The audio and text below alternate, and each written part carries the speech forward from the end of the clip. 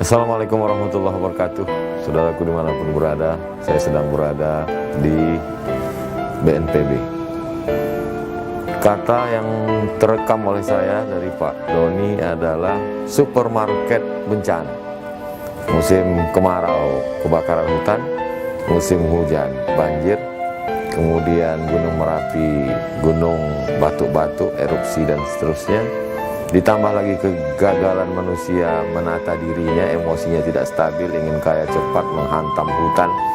Padahal sebagai seorang muslim, mayoritas muslim, saya sebagai tokoh agama Islam, diajarkan Nabi 14 abad yang lalu, man qata'a sidratan, siapa yang memotong sebatang pohon kayu, sawwaballahu ra'sahu finnar, disungkurkan Allah kepalanya dalam api neraka. Satu batang pohon kayu, bagaimana kalau dia memotong ratusan hektar hutan? Bagaimana dosa dia? Bagaimana pahala-pahala ibadahnya itu diambil oleh orang-orang yang dia aniaya? Ittaqun nar, jaga dirimu dari api neraka. Ittaquz zulma, jangan sampai kau buat zalim, aniaya. Bukan satu orang, bukan satu keluarga yang kena, satu provinsi. Kalau dia membakar hutan, bahkan asapnya sampai ke luar negeri. Nama bangsa kita rusak. Jadi dengan kunjungan ke sini, satu sisi menambah rasa takut saya, rasa cemas saya.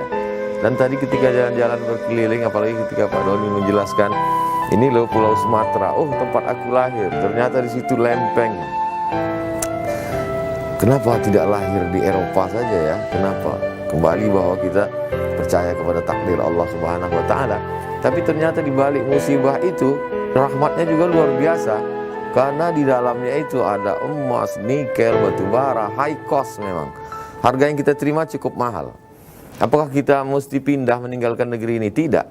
Yang kita pahami adalah bahwa ini takdir kita untuk lahir besar menjadi orang Indonesia.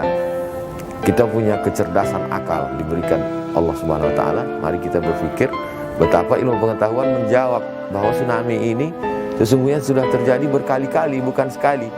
Maka ilmu pengetahuan menyadarkan kita, membantu kita, menolong kita dengan akal manusia, pemberian Allah Subhanahu wa Ta'ala, bagaimana kita ke depan lebih cerdas, sehingga kalaupun dia terjadi, maka korban bisa lebih minim.